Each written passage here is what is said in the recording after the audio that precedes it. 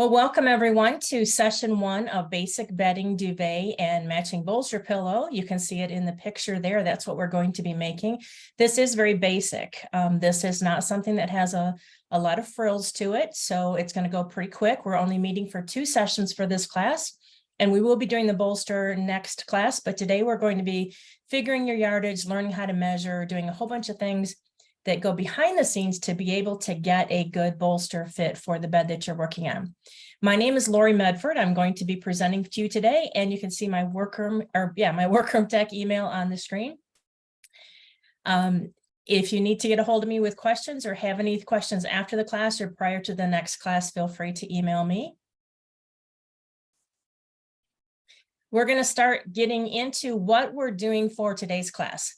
We're going to review your class kit, and I know only 5 of you purchased the kit, so most of you have probably your screenshots ready or pen and paper ready to write down what's going to be needed for the class. But we will review that so that you're familiar with that. We're going to measure your bed. I'm going to do an overview of duvet inserts. Those are the 2 different kinds that are on the markets to us. We're going to figure yardage with and without a pattern repeat. Cut and join with a pattern repeat. I'm going to show you my favorite way to do a pattern repeat join. And then we'll prepare the front and the back, and we'll cut and make bias welt cord. Now, along with your link for today's class, you also got a few handouts. So you may want to have those handy. They are going to be replicated on the screen, but you may want to make some of your notes on your handouts. Okay, this beautiful fabric that you see under the little zipper there in the top picture, we ended up not using that, just in case you were wondering. So in your class kit, like I said, if you did not purchase your kit, these are things you will need to come up with. 5 yards of board and fix tape. Now ours is from Duvet, but you could use any tape that would allow you to adhere with an iron 2 layers of material together. So it's just a matter of what you have on hand. I sent board and fix 1/4 inch. You have an 80-inch 4.5 nylon preloaded zipper. You're very welcome that I preloaded those zippers for you.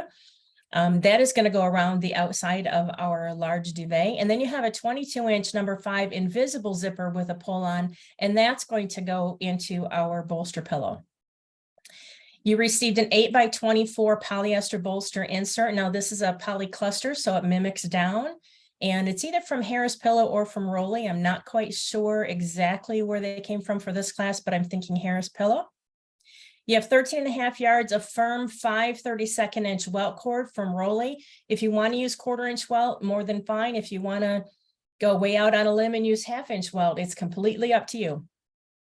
You have 1 set of duvet snaps from Rolly Company, and then you have a 9x18 inch piece of Duvet sateen fusible lining. Now, again, you could use anything that's fusible if you have stabilizer there, or you have some type of something from one of the retail stores that you would maybe use for clothing that would help stabilize fabric. It's going to be fine. All we're doing is stabilizing the circles or the ends of our bolster pillow. So whatever you have on hand is fine. You're also going to need a soft tape measure. I know some of you from the drapery side of the world are going to go, oh, we hate soft tape measures. They always get longer over time. Well, for what we're doing, a soft tape measure is fine, and it's going to be easier to manipulate than a metal tape measure. You definitely need a sewing machine, pins, and some kind of marker. Okay, we're going to measure your bed first off. This is a pretty basic drawing that you can find on the internet. You do need to know the terminology, though, of the width and the length, and that's the top of the bed or the mattress where you're going to be measuring. And then your drop is how far down it's going to come over the sides. So I've shown you a comforter drop length, a coverlet drop length, and then a bedspread drop length. Duvet probably fit a little bit between comforter or a little longer than comforter. You really want it to at least go into a few inches of the box springs, but it's up to you and what you measure on your bed. And you do want to measure, of course, the longest and the widest part of the bed, although hopefully your bed is rectangular. Let's see, I'm not forwarding in my slides here. There we go. So very important that you remove all the bedding unless it's going to be used under your new duvet. Now ask me how I know that painful lesson in life. I had a customer who asked for this king size duvet, and we picked out really, really nice fabric for it. I went ahead and used it and came back and went to put it onto her bed, and she said, oh, it's too short. And I thought, how can it be too short? Well, she had in the interim bought a whole bunch of duvet inserts that she wanted to use as blankets. Of course, I added to the poof of the bed, and that shortened up my duvet. So always know what bedding is going to go underneath your duvet cover. Measure the width and length on the top of the mattress. That kind of goes without saying. I don't know why you wouldn't do that, but I put it down there. Measure the drop for the duvet, and then record your measurements. Because as you know, when you're at a customer site, the only time they want to talk numbers to you is while you're measuring something. So you always want to have paper and pencil with you and mark down those measurements as you're doing them. Now your width, side to side, plus a drop on the left and a drop on the right is going to be your finished width. Your length only has one drop, and that's over the foot of the bed. So length plus drop is your finished length. This was handed to or given to you as a handout. This is the standard US mattress sizes. I must say I'm not really up to speed on European sizes, so my apologies for that. Although if you'd like me to get up to speed for those of you that are over in Europe and UK, I'll come visit you and measure your beds for you. How's that for a deal? These are going to be standard. I know a couple of you are doing twin, a couple of you doing full. I have majority doing queen or king, but I do have one student that's doing a California king. So you want to make sure you're not only taking these measurements as a starting point, but also measure your own bed. This also was mailed to you, and it goes over two types of duvet inserts that are available to us. There's a sew through and a baffle. And I think it's very important that you understand the pros and cons of both of them. A sew through insert has stitching that goes from the front to the back through all the layers. And it kind of traps all of your fill in little boxes or little rectangles or little diamonds, whatever the stitching pattern may be. But the pro of it is that your padding is going to stay exactly where it needs to be. It's going to stay within that little box. The con of that is it can look very lumpy when it's on a bed because there's no place for that insert filler to go other than within that box. So if you don't mind the little ups and downs when you put it on the bed, you might want to go through a sew through. If you do mind that, then you're definitely going to want to go to a baffle. Now, the other thing that's good about a sew through insert is it can be washed. Dry cleaning is recommended, but you could put it in a wash machine if you had a large enough wash machine. And the padding's not going to go anywhere. It's going to stay within that box when it dries. Now, that's generally readily available. And whether you go to a retail store or you order from one of your suppliers or your vendors, you're going to need to know whether you're getting a sew through or a baffle. So make sure you're checking that out. So on to baffle. A baffle actually has long strips of fabrics that are sewn from the front or the top to the bottom. And they're generally maybe 3 inches wide. And it makes these channels. So what happens is all of your insert material or your filler that's blown in from this machine is blown into this long tube. Well, that's nice when they first blow it in because they're doing all these measurements on it to make sure that there's enough filler in there. But the problem is the first time you shake it, like when you're making the bed or when you're shaking it out as we're going to fluff ours in just a few minutes, it tends to let all that filler kind of go down toward the bottom. That's just a gravity thing. So you want to watch that. If your customer does decide to go with the baffle, just remind them if they make their bed and they shake from the bottom, they probably eventually are going to have to shake from the top just to get that filler back in there evenly. It does not give you a lumpy look. It gives you a nice flat look. It is warm. Both of them are very warm. So there's a pro for both of them. But like I said, things do tend to shift to the bottom. You can, again, wash these, but dry cleaning is recommended for either one of these, especially if you're using down. Now, if you're using a polyester or a polyester mix, whatever you choose to use, make sure that you know the care instructions and your customer knows the care and instructions. So this was a handout also given to you. Let's do some math. Okay, we're going to figure our yardage without a pattern repeat. My clicker does not seem to be working. There we go. So I'm going to take my finished width. Of course, I've measured my bed. I know where my drops are, and I'm going to add 1 inch. That's just for my seam allowance. When I get my width, I have to figure out how many widths of fabric I need. So I will divide that by my fabric width. Now, majority of you will probably be using a 54 to a 60 inch wide fabric. But I do know one of you has asked, how do I figure my yardage for a 44 inch? You're going to have more seams in it. So you're going to want to really watch your pattern matching, but you do it the same way as what we're doing right now. So finished width plus your 1, which is your seam allowance, divide it by whatever the width of your fabric is, and that's going to give you the number of cuts or the number of widths that you need. We don't have a pattern to worry about. This is just basic fabric. For your length, you're going to have your finished length plus 1 inch. That's your seam allowance, and that means your cut length. So we've introduced a few terms to you on finished width and number of cuts needed, finished length, cut length. Your cut lengths and cut widths are always bigger than your finishes because we have to add seam allowances. So we look at the third line. You take the number of cuts from line number 1, multiply that by your cut length from line number 2, and divide that by 36. That will give you yards. Now, for those of you working in meters, I flunked metric every time I tried to do it. So I'm going to give you yards. 36 inches gives you how many yards that you need. And you always want to round up. Even if you're working without a pattern, you want to round that up so that you have enough to maybe make up for somebody cutting a little bit unsquare when they do this to give you your fabric. So let's do an example. My bedding finished 96 wide by 87 long. It was for a queen size bed. So I had a drop over the sides and 1 drop on the bottom. So finished 96 plus 1 is 97. Divided that by 54 because my fabric was printed all the way to 54 inches. Gives me 1.8. Can't buy 0.8 of a width of fabric. So that's two cuts, 2 widths. My finished length is 87 inches plus my seam allowance gives me 88. So I multiply 2 times 88 came out to 176. Now I'm going to add, this is in the pink, 2 inches for tabling. And I'm going to go over tabling in just a minute. I'm adding 2 inches 2 times, and that's because I have 2 pieces. So I don't know, like I said just a second ago, I don't know who cut my fabric prior. I don't know if they cut it straight. I don't know if they ripped it. Oof, and that means I'm going to lose a few inches on it. So I'm just going to be careful and add my tabling for both cuts that I need. That gives me 180 inches. I'm going to divide that by 36, and it comes out to be 5 yards. So I need 5 yards for the front of my duvet with no pattern and 5 yards for the back of my duvet. So here's what tabling is all about. When you need to straighten your fabric on your table, or maybe you're going to iron it to get rid of some of the fold marks, and it might shrink a little bit. You might have a pattern placement that's in a strange position, or perhaps it's not printed exactly accurately on your pattern match.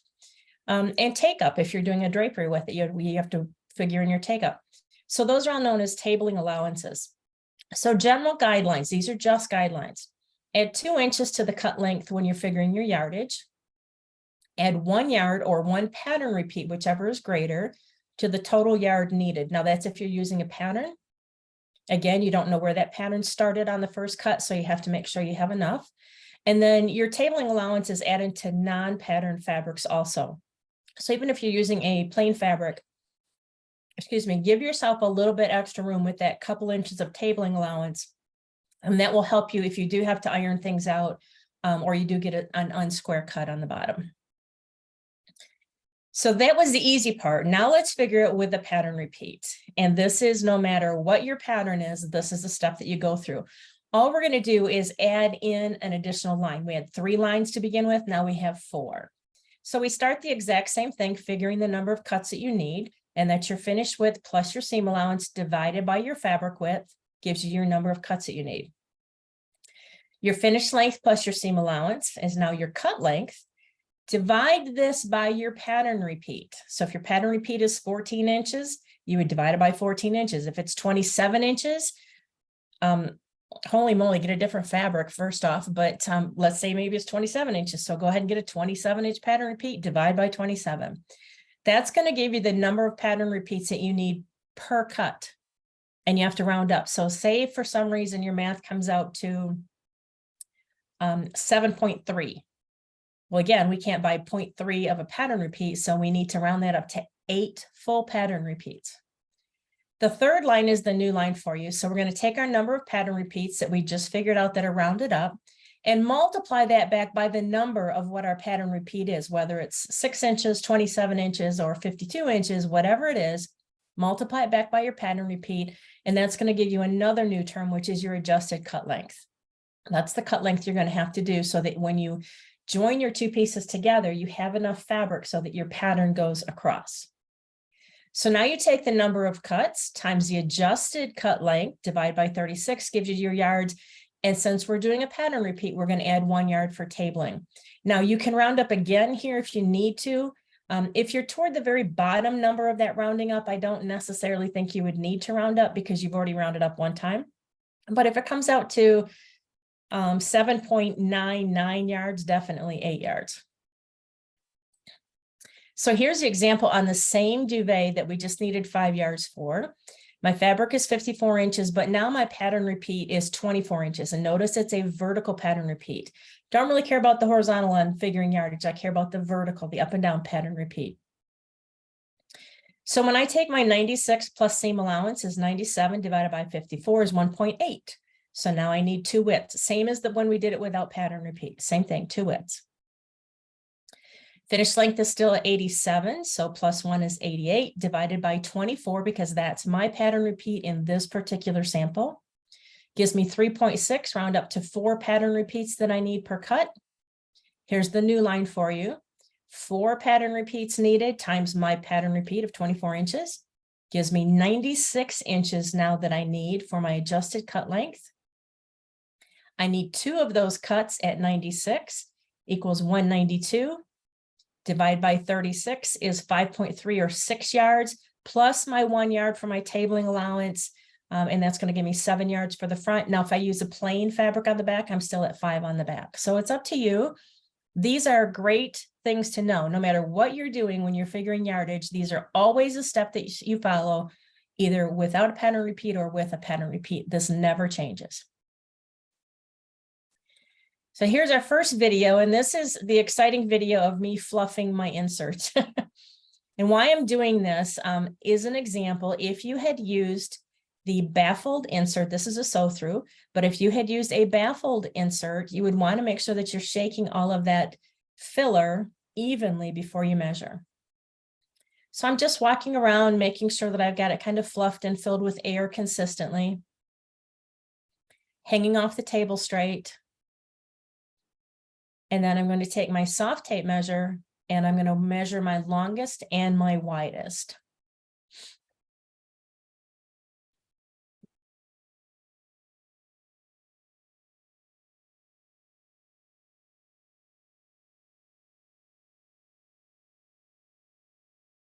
And write this down. So some of you will make your duvet cover to the size of your insert. Some of you will use an insert in the duvet size that you want. Completely up to you how you do it. I'm writing mine down just so that I can remember what the heck it is.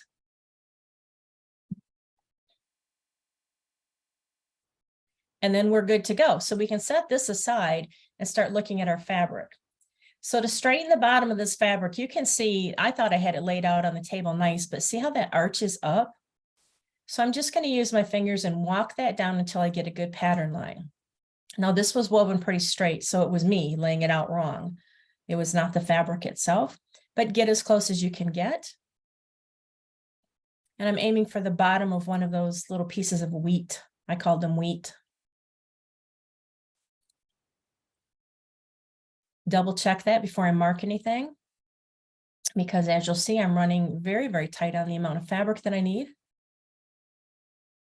Now I don't have to straighten out the rest of that fabric going all the way up the table.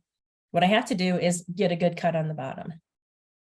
So I had to look away, close my eyes, and come back and look at this again, because it was almost like an instantaneous eye strain to look at this too close.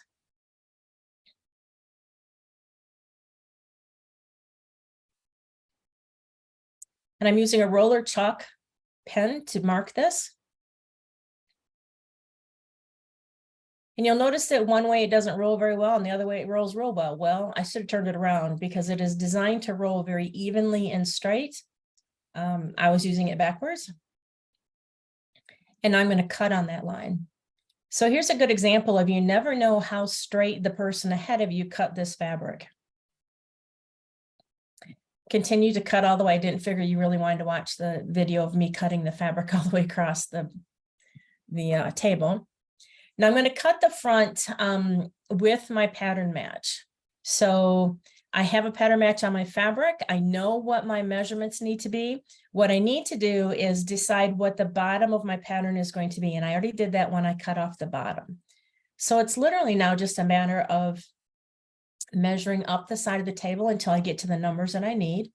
And remember, it's my cut length, my adjusted cut length, because I have a pattern match. So rethinking my math, making sure I'm right, putting pins in, and then I'll measure on the other side of the table, draw my line across, and I can cut my first piece. And what you're going to see me do when I cut my piece, and I want to tell you now before we get to that spot, because it's pretty quick, I'm going to put a pin in the top of this fabric. While it doesn't really have an up and down, I could turn it the other way if I wanted to, but I'm going to put a pin in it just to mark the top face of my fabric. Now, face from the back is very obvious, but top from bottom, not so much. So there's my pin marking the top. And when I get to the other side of the table, I can take the pin out that stopped my measurement, and I can use that also. So now both sides of this is going to be marked. And that'll come in handy when I go to cut my second piece. And this can be set aside for a moment.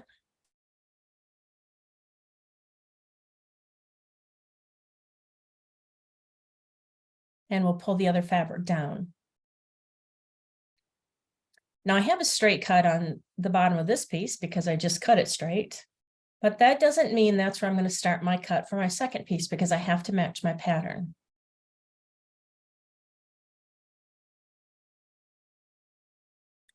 So I can't do this all with math. I could take my adjusted cut length, add in a pattern repeat on the bottom, and I know I have enough. But I'm going to show you the faster, quicker way to do it. And this to me is a way that is, it's just so much more consistent in my head when I do it this way. I know I'm going to be joining selvage to selvage, and I know that my repeat runs straight across my fabric. So I'm going to find my match. Selvage.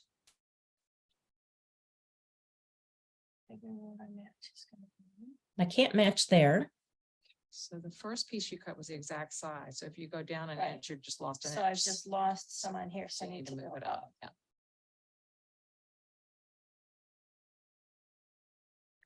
So that little extra on the bottom is going to be waste, but I'm not going to trim it off yet.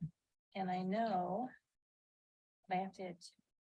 I had about 2 inches when I measured that, which just happens to be a pattern repeat. Now I can go for my measurements going up because I'm starting at my 2 inches. 2 inches. And then I'm going to add an additional inch for tabling, remember? Now, if you want to, you could pin your first piece to your second piece where they're going to match. You could mark it, you could cut it, but do add that little bit extra for tabling if you have enough fabric. What I did is I started with my 2 inch on the bottom. I'm measuring up my cut length, my adjusted cut length, and then I'm adding in my tabling allowance and double checking that I've got a straight line going across the top.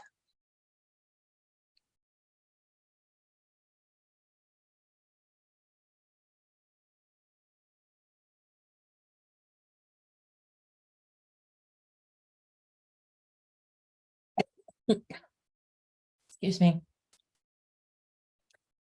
And then I'll mark and I'll move that pin so that it's also on the top, because one of these widths we have to cut in half. When you have joins on a duvet, any kind of bedding, a lot like your window treatments, you don't want that joint in the center. So I'm going to have a full width in the middle and then 2 pieces off to the side, which is why I'm in the habit of marking both sides of the top. And now I can cut those 2 pieces because both will be marked for me. So I fold it in half. Don't you sometimes wish you were about 3 inches taller so you could actually reach across that whole table? I do every time, every time. Like, oh, if I was just a little bit taller. So I'm matching up my selvages, and I'm also matching up my pattern repeats as I'm looking at this.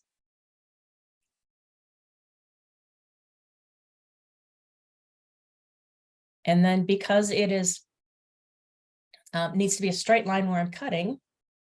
This is going to give me a piece bigger than what I need and a little bit longer than what I need, but I'm okay with that. This is my trick. Instead of leaning all the way over trying to cut on that fold, just fold it again toward you and then use your scissors. So we're going to end up slightly longer on this piece and slightly wider. And we'll cut our finished, our cuts in just a minute to make sure that everything's the right size. So you notice that I'm not cutting with the whole blade of my scissor. For some reason, I grabbed a pair of scissors that are only sharp about the last 2 inches. So it might be a good idea, because these are some long cuts, that before you start this, sharpen your scissors. So I now have 2 half pieces. And what I can do with that is I can do my pattern match. Now, this is how I do my pattern matches on everything. I'm matching my pins so they're both up, and I know I'm right because I have selvage to selvage. So I know I'm right because this is my selvage and that's my selvage edge. So I'm going to turn back under my half match, find my pattern match. Now remember, my half width pieces are a little bit longer than they need to be. And as long as I'm within that one pattern match, I know I have enough. So actually I have half a pattern match up there, about 1 inch, maybe 1.5 inches. I know I cut 2 inches on the other end, and I know I cut my 3-inch tabling allowance, so I know I have plenty. If you're doing something where you have a very specific pattern match, then you're going to want to lay it out and make sure you're starting the right spot. Right on the blue. So it is at the edge of this white and the edge of that way. I'm kind of splitting that blue in between the 2 of them.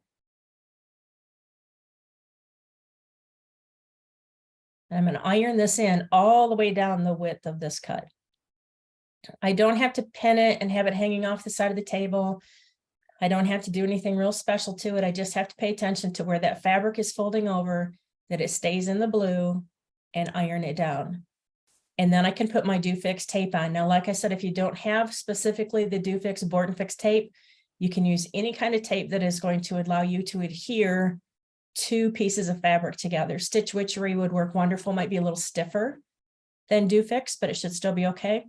And then, as always, try and take that paper backing off while it's still on the warm side. If you peel this off and some of your tape comes up with it, you didn't put enough heat to it. So you'll need to carefully replace that paper and hit it again with an iron. My pattern down here, I've got to come up here.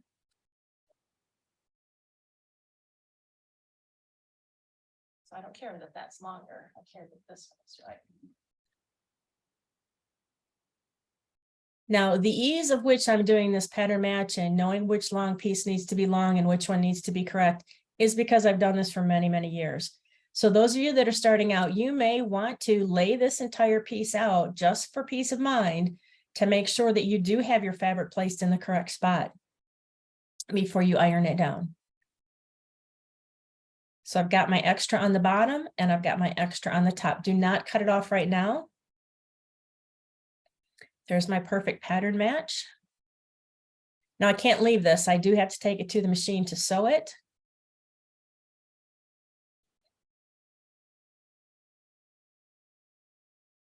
So I'm going to fan fold it.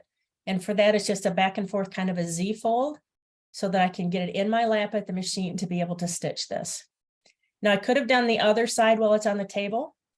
I could pattern match one side, sew it, go back to the table, pattern match, and then sew it, or do them both while they're on the table and then sew them at the same time.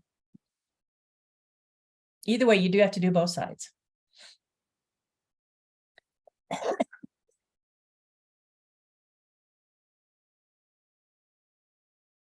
And this just shows that I'm sewing right in that crease line.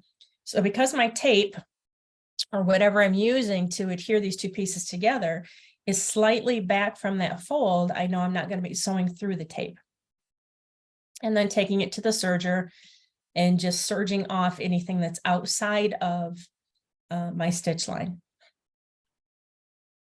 Make sure there's no extra fabric underneath so you don't cut into your duvet cover. And of course, you'll want to do your left and your right. So then your top will be complete, although it's the wrong size.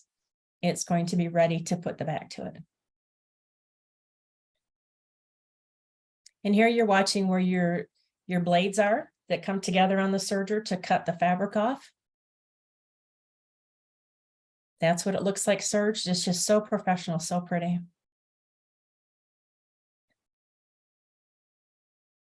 So do the same for the second side. Find your pattern match, apply your tape, or maybe you're using glue, whatever works for you. Iron them together and then sew your seam and serge it off. So now you have a large piece in the middle, a full width, 2 half widths on the side that have been perfectly pattern matched, that have been sewn together, and that have been serged so they're ready to go. So here's our cut width and our cut length. So this is still the face of my fabric. There's no sense manipulating more fabric than I need to. So what I'm going to do is I'm going to fold this in half. And what's really important is that I get a good clamp on the end. So I'm going to clamp it to the table. And it's also very important that I'm lining up my seams. That's going to make sure those seams run straight up and down on my duvet cover. Now, lucky for me, I could see through my fabric a little bit. So once I got the first part of my seams matched, I could find that same pattern match going all the way down on that fold.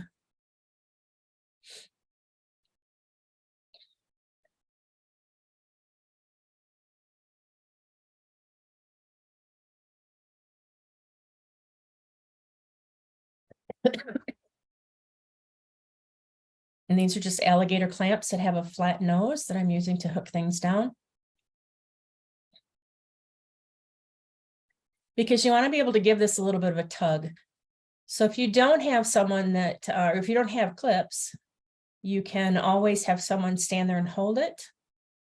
Or you can be very, very careful when you smooth this out and continually check that you haven't moved any of your fabric.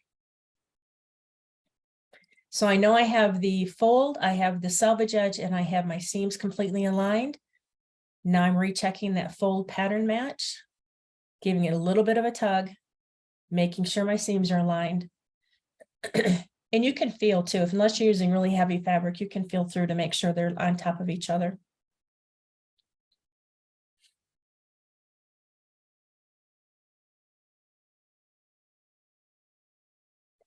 And see, I have a little bit left over on the bottom, and on the opposite one, I'm going to have it left over on the top.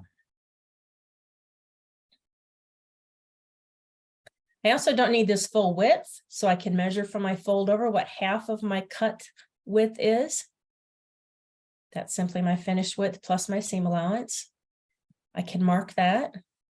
Now this piece for a queen size using 54-inch fabric will not be big enough to do anything with. So it's just going to be a toss out.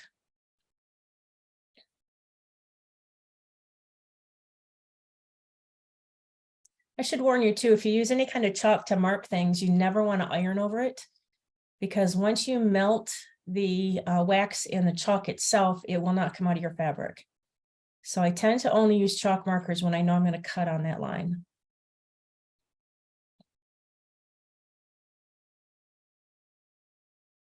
So here's my cut width.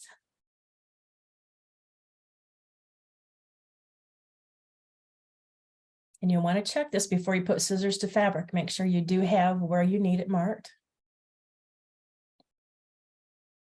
And then I'm going to do my cut length.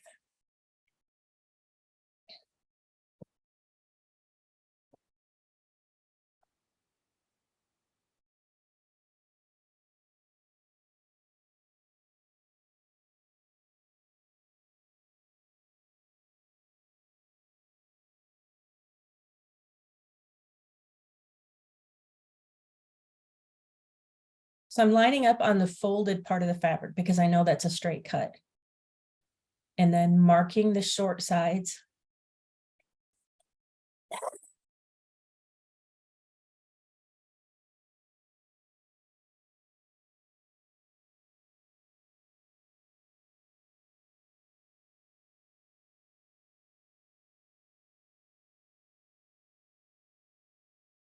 And with this cut, I will have the front of my duvet done.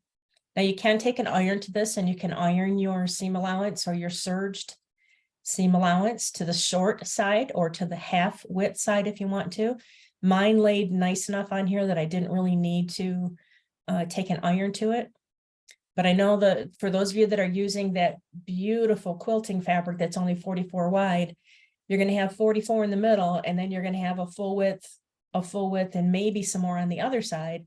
So you probably will want to iron your cotton if you're using the quilting fabric. So we're going to go on to the back now since the front is ready. Now this back is a linen blend fabric. Would not be my first choice to use because it can tend to grow and shrink just a little bit, but it matched the fabric perfectly and the customer loved it. So I will put up with it. It's a little bit wider than 54, but again, not enough to change the amount of yardage that I needed. So I have the first part laid out on my table. There's no pattern to this, so I know exactly what I need to cut. I've marked it. I will have to cut the selvages off on this because it looks very wonky from here, very wavy.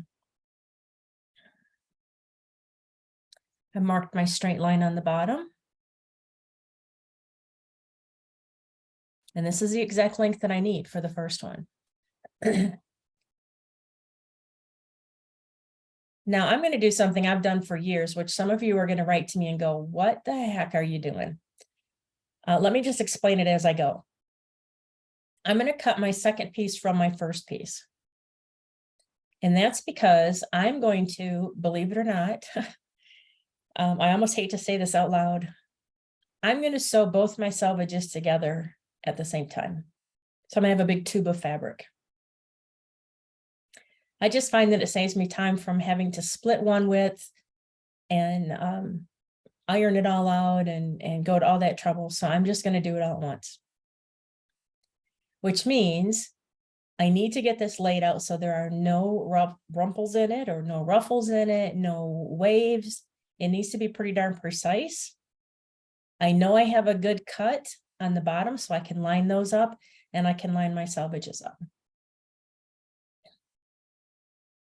Now I'm not adding a tabling on this, I'm cutting them exact.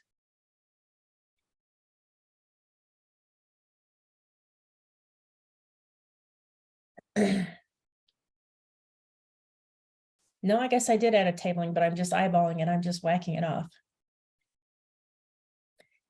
So I'm going to pin, the pins are going toward me. So they are going perpendicular to my seam that I'm going to do. I do want them to be pretty secure, so it's not going to move on me. But without moving the fabric, I will then also pin the other side and sew both of those seams. So like I said, I'm going to have two widths join, but it's going to feel weird because I'm going to have two widths right sides together. So it just gives me this big old tube of fabric. You can, if you're not comfortable using this method, you can split your second and you can do the same thing we did on the face with the back. Now this one I'm just going to serge together because I need to cut that selvage off anyway. And I am going to be wider than what I need because this fabric was 56 inches wide. So I'm not worried about cutting that selvage off. Just make sure there's nothing under your fabric when you're serging and you're taking your pins out because Susan will get very mad at you if you serge over a pin. So now what I'm doing is I'm folding in half this big tube of fabric and I'm going to line up my seams. Honestly, you get the same outcome as if you split one of your pieces and sewed it to the outside selvage.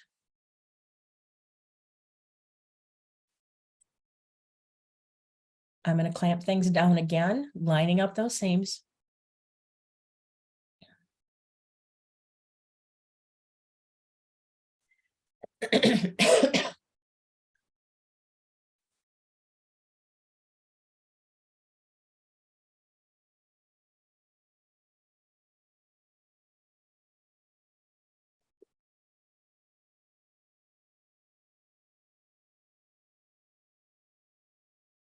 Give it just that little tug.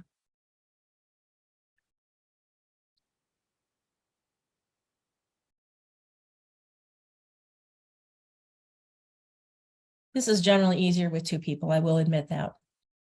It's also faster.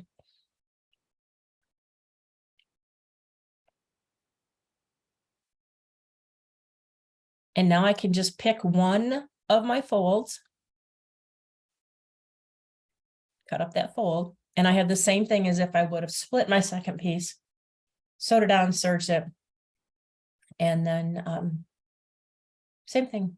I just find that easier. I don't know why. I think it looked a little bit more cumbersome than it really is, especially if you have somebody on both ends of that. To me, it's just faster because I have it laid out on the table anyway, so I'm just going to zip up both sides at the same time.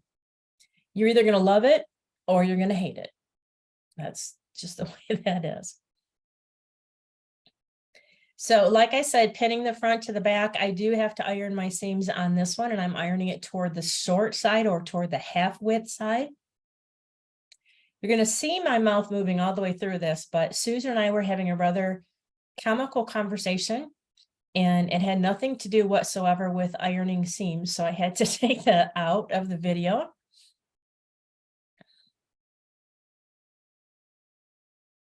And now my back is ready to go right sides up. And I'm going to do it long way on the table this time. So I'm using the 60-inch width of my table as my up and down, or my length. It gives me more width on my table.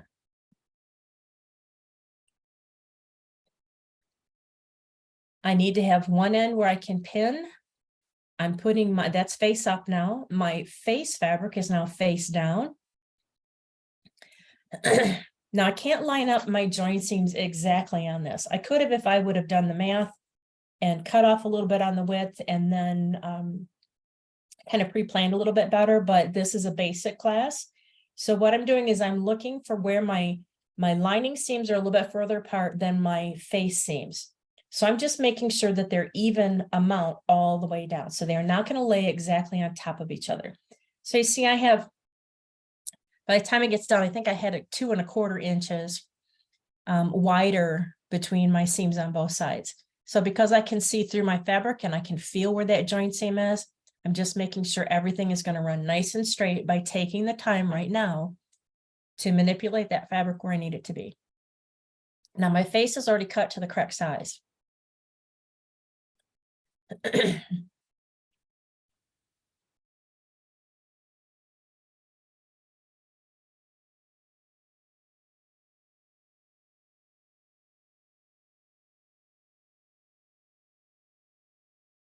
can go ahead and pin. I want to pin far enough back from the outside edge so that I can take this to the serger.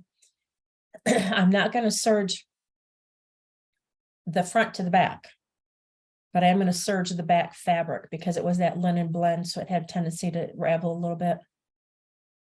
So I'm pinning far enough back that they're not going to get caught in the serger. And I'm going to trim first so that I'm not using all that excess fabric over at the serger. Now you can pin down the seams if you want to, or you can pin across. But eventually we are going to have to pull this back across the table so that we can get to the bottom part of this duvet cover. Some of you I know have 2 tables that you can push together. And I don't really find that it saves me much time because I can still only reach so far. I can never get to the middle of those double tables. So for me, it's just as easy to do it this way and move it one time.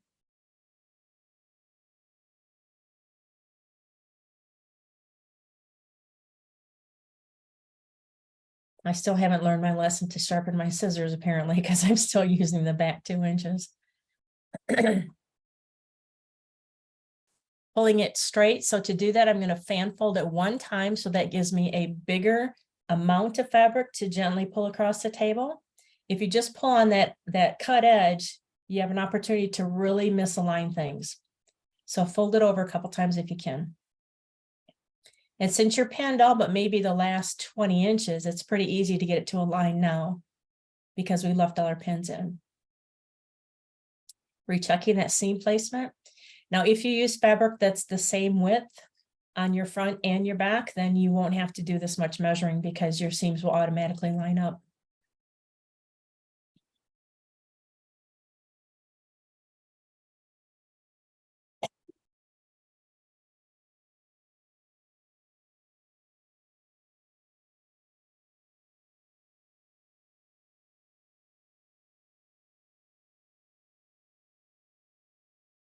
Make sure you're getting rid of any of those waves that you see, because this is the last time you're going to cut this fabric. And if you've left a wave, say in your face fabric, it's going to be shorter than what you need when you go to sew everything together. So take the time as you're walking around to make sure things are perfect before you put scissors to your fabric.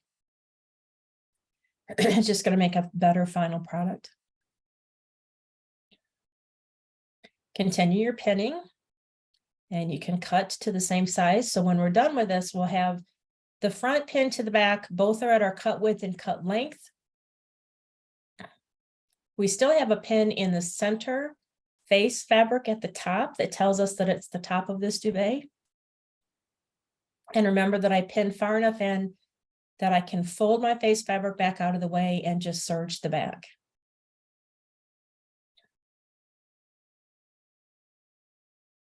Some of you will use staples. There's a fabric stapler, a hand stapler that you can use, and that's perfectly fine. I didn't want to use it on this one because it's a basic class and it might not be a tool that you have readily in your workroom. But two, this linen tended to snag. And I didn't want any snags on the back of this duvet cover when I went to take the staples out.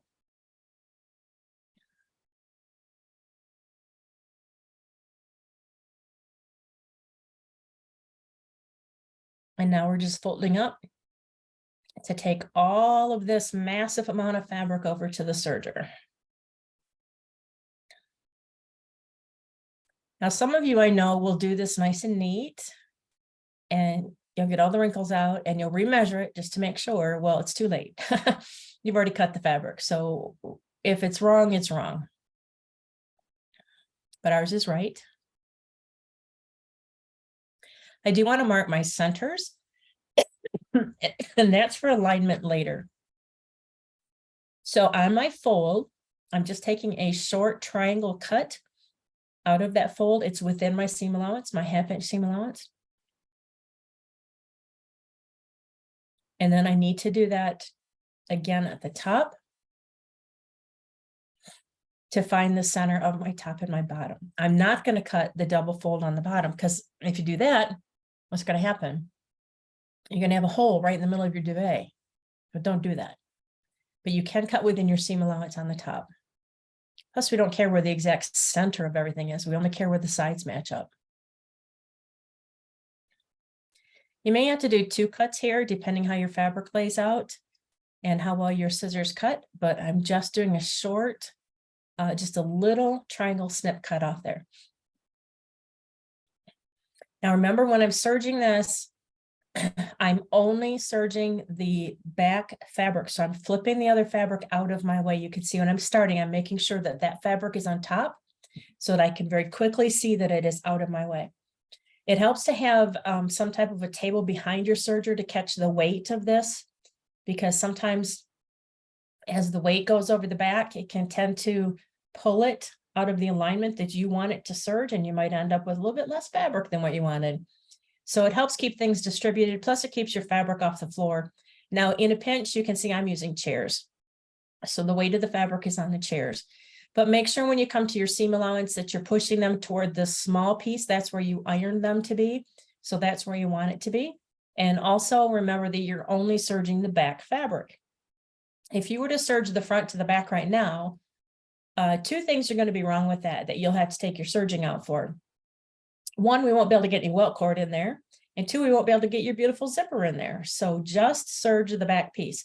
Now, if you're a little shaky on this and you're not sure about moving the other fabric out of the way, you could, I would not suggest it, but you could fold your face fabric back when you're pinning things together once you get it all cut and pin it out of the way. So just then the rule applies that nothing's underneath when you're serging. So let's take a minute and figure the yardage for your cuts for your bias welt.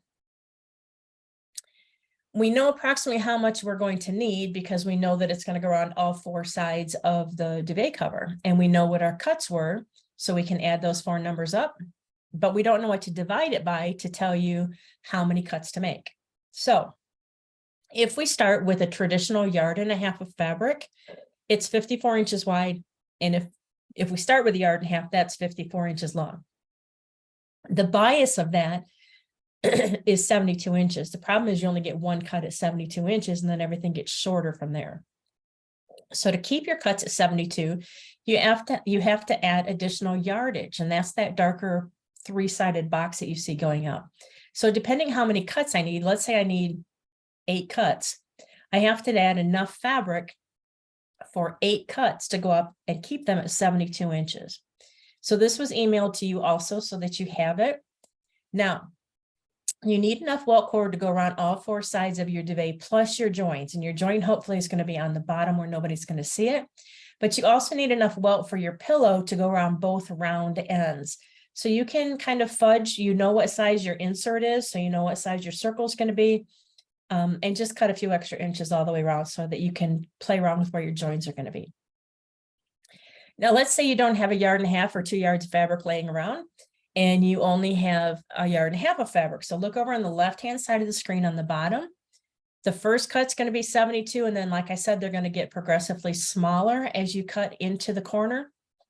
You can probably still get enough for your queen size, probably king size duvet and your bolster, but you're going to have more join seams. If you start with only 1 yard of fabric, your bias cut is going to be 48 inches, and you will get probably 6 to 7 cuts at 48, and then they'll get smaller than that. So again, you're going to have to do the math. So measure the 4 sides of your duvet. You actually already know those from your cut length and your cut width. Divide it by what your cut bias number is going to be, and that will give you, rounded up, that will give you how many cuts you need for your welt cord. If you only have 1/2 yard, your bias cut's going to be 24 inches, but you're going to get a whole bunch more of them at 24 inches before they get really, really small. So I believe when people asked me, I said, start with at least 1.5 yards of fabric for this, for your welt cord, and that will give you enough to get some good long pieces without a lot of joints. But completely up to you. If you want to do your bias out of a contrast fabric, then start with a new piece of fabric. If you're doing it out of the back fabric, like I'm going to do, I'm just using whatever's left, and I'm going to piece it however I need to piece it to get it done. So add up all the lengths that you need, divide by your cut length, and that'll give you the number of cuts that you need, and as well as the yardage that you need. So cutting and making bias welt cord, my assistant, Susan, is stepping in to show you how she does it. I do it the same way, but for some reason she wanted to be on camera, so I let her. We have everything laid out at an angle so that the 2 selvages are going to come together, and that's going to give me a true bias on my fabric on the fold.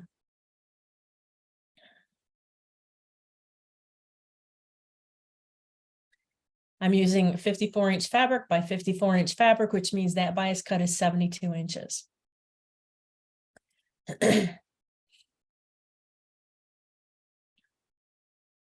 Cut down that fold.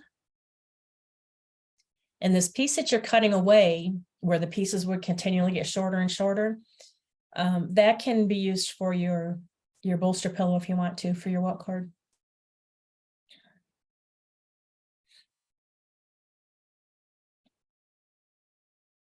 So we're going to take that and just move it out of the way.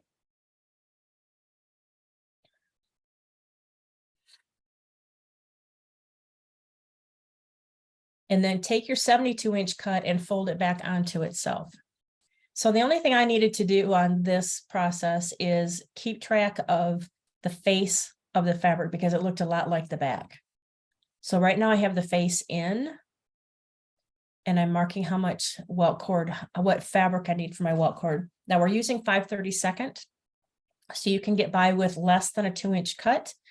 How you would measure that is literally take a hunk of fabric, just a little piece you've cut off somewhere, wrap it around your welt cord, give yourself past the welt cord wrap 1/2 inch for your seam allowance, and mark it, cut it, so it's just nicely folded around your welt cord with a 1/2 inch seam allowance, open it back up, and measure that. That's what you need for your welt cord size for your welt fabric. Susan is using a quilter's rule where you can see through it to mark through. We know how many cuts we need, so she's marking the amount that we need. And I'm keeping in mind that the fold has the right sides together when I go to join them.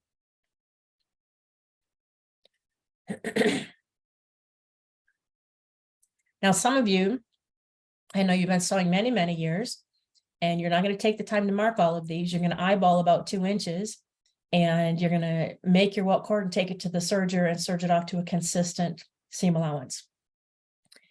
Completely up to you if you want to do it that way. Just remember that your serger leaves you with a 5/8 inch seam allowance, not a 1/2 inch. So if you want to do that and you want your welt cord to be serged, you have to plan a 5/8 inch seam allowance on your duvet as well. Either that or your bias, your salvages are not going to match up. So I have them all laying in my lap, still folded, so I can tell what the face is. I'm laying them perpendicular to each other, right sides together. And I'm going to sew at that angle. And that's going to give me all of my joins kind of hooked together. You can pin these at your table if you want to first, and then take them over and sew them. I like to sew them just like I did, kind of back to back, and then just clip in between. And all my welt cord is done. I know some people will cut their seam allowance right now to a 1/2 inch and kind of finger press it open. Others will do that as we get to it, and yet some others will just leave it alone and sew right over it. So I'm changing the foot to a welt foot that matches my welt cord size. Since we're using 5/32, I'm going up just a little bit in my welt foot. Folding it over. This is where if you're new to making welt cord, you might want just a little bit bigger cut on your fabric. Let the foot do the work. You can pull on the fabric itself, but don't pull on the welt cord. And that curve you see going behind the machine, that's natural because this welt cord is coming off a bolt, and the only thing it knows in life is to be wrapped around this cardboard tubing. So it's keeping that same curve. When I do come to a seam, that one particularly was cut off at 1/2 inch seam allowance. I finger press the seam open.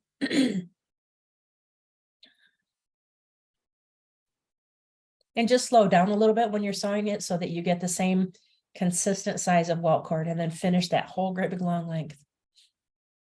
So here's everything we did today. It was quite a bit, and I have no idea what time it is. Oh, we are like 1 minute from being done.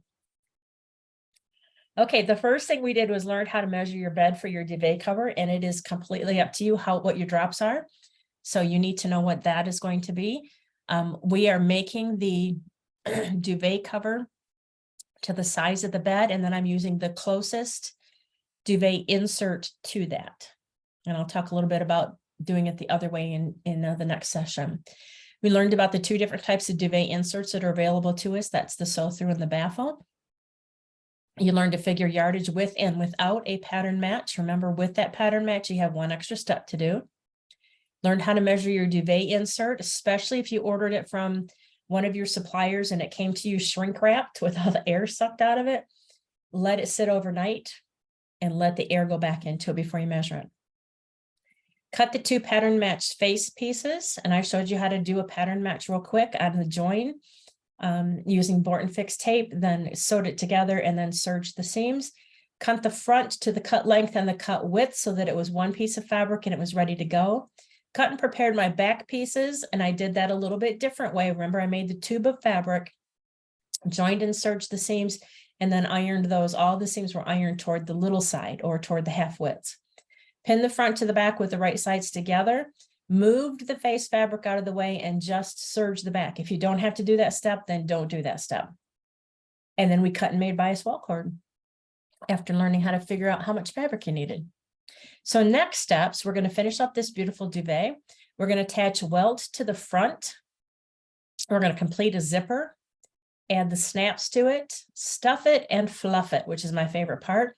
And then we'll get right into making your matching bolster pillow with a zipper closure. And I'm going to talk a little bit about pricing. So for those of you that have taken a lot of my classes, the pricing will look consistent, but I think it's very important that you sit through it and take some notes for bedding, because it does take you a little bit longer to make some bedding pieces than it does maybe like a grommet curtain or a rod pocket curtain or something. So I don't have it on the list, but I also will talk a little bit about the difference of making your duvet to fit your duvet insert versus adjusting your duvet insert to the size that you need for the bed, the size that you want to make for the bed. So I'm Lori. Thank you for sitting and putting up with my head cold today. I hope it's gone by next week. And I will see you next Thursday at 12 o'clock Eastern time again for session number 2. This is recorded today, so I will definitely be sending you. I'm going to stop that recording right now.